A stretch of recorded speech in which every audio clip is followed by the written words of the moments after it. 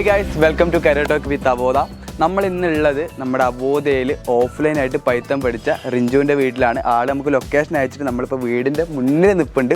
അപ്പോൾ നമുക്ക് റിഞ്ചുവിനെ കാണാം. Hi Rinju. Hi. Hi Rinju. Hi. സുഖമാണോ? സുഖമായിട്ടിരിക്കുന്നു. വീട്ടിൽ ആരൊക്കെ ഉണ്ട്?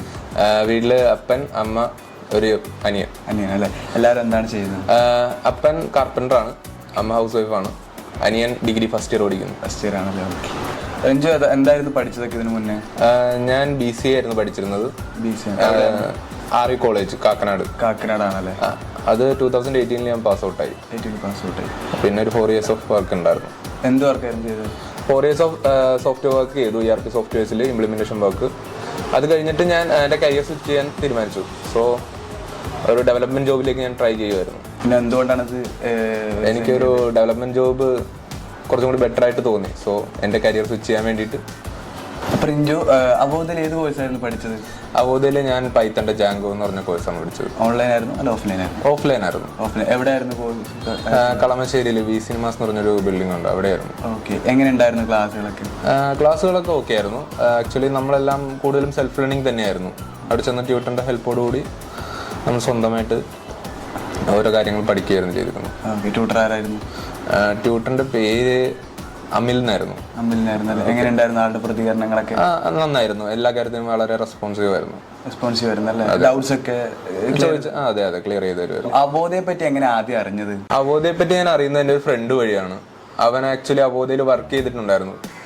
സോ അവനാണ് എനിക്ക് റെക്കമെൻഡ് ചെയ്തത്. ഞാനിപ്പോൾ കരിയർ സ്വിച്ച് ചെയ്യാന്ന് പറഞ്ഞപ്പോഴേക്കും അവൻ പറഞ്ഞു അബോധ ബെസ്റ്റ് ഓപ്ഷൻ ആയിരിക്കും, യു ഷുഡ് ട്രൈ ഇറ്റ് എന്ന് പറഞ്ഞു.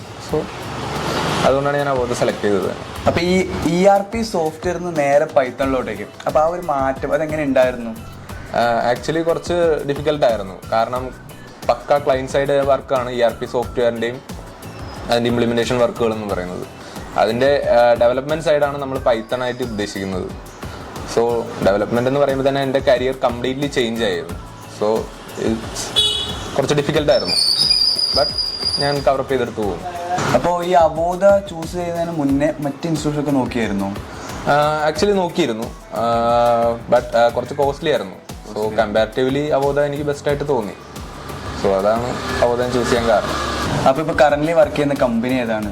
ഞാനിപ്പോൾ കറന്റ് വർക്ക് ചെയ്യുന്ന അർജുന നാച്ചുറൽസ് എന്ന് പറഞ്ഞ കമ്പനിയാണ്. ആലുവയിലാണ് കമ്പനി ഇരിക്കുന്നത്. അതൊരു മാനുഫാക്ചറിങ് കമ്പനിയാണ്.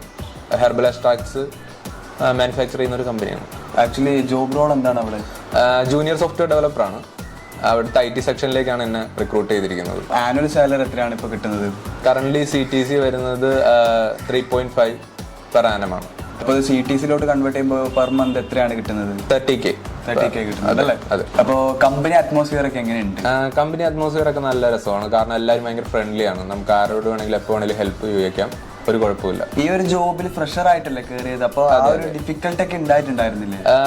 ഉണ്ട് ആക്ച്വലി. കാരണം ഡെവലപ്പർ സൈഡിൽ നിന്ന് ഞാൻ ആദ്യമായിട്ടാണ് ഒരു ജോബിന് കയറുന്നത്. സോ എല്ലാവരും വളരെ ഹെൽപ്ഫുൾ ആയതുകൊണ്ട് തന്നെ അത്ര ഡിഫിക്കൽട്ട് ആവേണ്ടി വന്നില്ല. കാരണം നമുക്ക് എന്ത് സംശയം ഉണ്ടെങ്കിലും ആരോടും ചോദിക്കാം, ക്ലിയർ ചെയ്ത് തരും. ഹാപ്പിയാണോ ഈ ഒരു ജോബ് ചെയ്യാൻ? അതെ വളരെ ഹാപ്പിയാണ്. വളരെ ഹാപ്പി. മുന്നേ ഉണ്ടായിരുന്ന ജോബ് ഇഷ്ടപ്പെട്ട ഒരു ജോബിലോട്ട് പോയപ്പോ? അതെ അത് വളരെ ഒരു വലിയൊരു ചേഞ്ച് ആണ്. കാരണം മുമ്പുണ്ടായിരുന്ന ജോലി നമ്മൾ ഒരു പാഷന്റെ പുറത്ത് ചെയ്യുന്നതല്ല ആക്ച്വലി. ഇപ്പോൾ ഒരു പാഷന്റെ പുറത്താകുമ്പോഴേക്കും അത് വളരെ ഒരു ഡിഫറൻസ് ഫീൽ ചെയ്യുന്നുണ്ട്. ഇനി പുറത്തേക്കൊക്കെ നോക്കുന്നുണ്ട് ജോലിക്ക്? ഇവഞ്ച്വലി അത് നോക്കും, ബട്ട് ഇപ്പൊ കറന്റ്ലി നമ്മൾ ഒരു എക്സ്പീരിയൻസ് ഉണ്ടാക്കുക, അതാണ് മെയിൻ. സോ ഇവിടെ തന്നെ കണ്ടിന്യൂ ചെയ്യും കുറച്ച് നാളത്തേക്ക്. ഓക്കെ. ഇപ്പൊ എത്ര വർഷം എക്സ്പീരിയൻസ് ഉണ്ട്? ഡെവലപ്മെന്റ് സൈഡ് ഇപ്പോൾ കയറിയതുള്ളൂ ഫ്രഷർ ആയിട്ട്. ഇംപ്ലിമെന്റേഷൻ എഞ്ചിനീയർ ആയിട്ട് ഞാൻ ഓൾമോസ്റ്റ് 4 years തന്നെ വർക്ക് ചെയ്തിട്ടുണ്ട്. 4 years വർക്ക് ചെയ്തിട്ടുണ്ട്. അപ്പൊ അതിന്റെ ആ ഒരു എക്സ്പീരിയൻസ് ഇതിന് യൂസ്ഫുൾ ആയിട്ടുണ്ടായിരുന്നു? ERP സോഫ്റ്റ്വെയർ ഡെവലപ്മെന്റ് സൈഡിലേക്ക് പോവുകയാണെങ്കിൽ അതിന്റെ എക്സ്പീരിയൻസ് എന്തായാലും യൂസ്ഫുൾ ആയിരിക്കും. ഇതിന് ഫ്രഷർ ആയിട്ട് തന്നെയാണ് കയറിയത്? അതെ. ഈ ഒരു ജോലിയിലോട്ട് കടന്നപ്പോൾ വീട്ടുകാരുടെ പ്രതികരണങ്ങളൊക്കെ എന്തായിരുന്നു? വീട്ടുകാർ ഭയങ്കര സപ്പോർട്ടീവ് തന്നെയായിരുന്നു. എനിക്ക് ഏത് ജോബ് വേണോ അത് സെലക്ട് ചെയ്യുക, ചൂസ് ചെയ്യുക, ഫ്രീഡം തന്നിട്ടുണ്ട്. അതെ ഉറപ്പായിട്ടുണ്ട്. ഈ ഒരു കോഴ്സ് പഠിച്ചപ്പോൾ ഫ്രണ്ട്സുകൾ ആരും ചോദിച്ചിട്ടുണ്ടായിരുന്നില്ലേ എന്തിനാ അത് പഠിക്കുന്നത്, വെറുതെ അല്ലേ എന്നൊക്കെ ചോദിച്ചിട്ടുണ്ടായിരുന്നു? ആക്ച്വലി ഉണ്ടായിരുന്നു. കാരണം ഇപ്പോൾ ഓൾറെഡി വർക്ക് ചെയ്തതാണ്, പിന്നെ റിസൈൻ ചെയ്തിട്ട് വേറൊരു കോഴ്സ് എടുക്കാൻ പോകുന്നതിനാണ് എല്ലാവരും ചോദിച്ചിരുന്നു. ആക്ച്വലി അവരോടൊക്കെ എന്തായിരുന്നു പറഞ്ഞത്? ആക്ച്വലി എൻ്റെ ലൈഫ്, എൻ്റെ പാഷൻ, ഞാൻ അതിൻ്റെ ഫോളോ ചെയ്യുന്നു, അത്രേ ഉള്ളൂ. ഞാൻ അതിൻ്റെ പുറകെ പോയി. അതെ അപ്പോൾ എന്താ പറയുക, നമുക്ക് ഇഷ്ടപ്പെട്ട ജോലി ചെയ്യുന്നതാണ് ഏറ്റവും ബെറ്റർ. കാരണം വേറൊരു ജോലി ചെയ്യുന്നതിനേക്കാളും നല്ലത് നമുക്ക് ഇഷ്ടമുള്ള ജോലി കുറച്ച് കഷ്ടപ്പെട്ടിട്ടാണെങ്കിലും ചെയ്യുന്നത് തന്നെയാണ് നല്ലത്. അതെ അതെ. ഈ ഒരു വീഡിയോ ആയിരക്കണക്കിന് പേരെ കാണുന്നത്. ഇനി അബോധയിൽ പഠിക്കാനുള്ളവരും പഠിച്ചുകൊണ്ടിരിക്കുന്നവരും ഇനി ഭാവിയിൽ എപ്പോഴെങ്കിലും പഠിക്കണം എന്ന് ആഗ്രഹിക്കുന്നവരൊക്കെ സെർച്ച് ചെയ്യുന്നവരൊക്കെയാണ് ഈ വീഡിയോ കാണുന്നത്. അപ്പോൾ അവരോട് റിഞ്ചുൻ എന്താണ് പറയാനുള്ളത്? അവബോധയിൽ പഠിക്കാൻ വരുന്നവരോട് എനിക്ക് പറയാനുള്ളത്, പാഷനാണ് നമുക്ക് ഏറ്റവും വലുത്. അതില്ലാന്നുണ്ടെങ്കിൽ നമുക്ക് ഒരിക്കലും ഒന്നും അച്ചീവ് ചെയ്യാൻ പറ്റില്ല. അല്ലെങ്കിൽ നമ്മൾ ചെയ്യുന്ന എന്ത് വർക്കും ഭയങ്കര ഹാർഡായിരിക്കും. ഇപ്പോൾ തന്നെ ഞാൻ പൈത്തൺ പഠിച്ചു കഴിഞ്ഞ് ഏകദേശം 3 months സ്ട്രഗിൾ ചെയ്തു ഒരു ജോബ് കിട്ടാൻ വേണ്ടിയിട്ട് തന്നെ. ബട്ട് കൂടുതൽ പേരും കിട്ടി ഒരു 1 month അല്ലെങ്കിൽ 2 month ആകുമ്പോൾ തന്നെ കിട്ടിയില്ല എന്ന് പറഞ്ഞ് അത് ഉപേക്ഷിച്ച് പോവുകയാണ് ചെയ്യാറ്.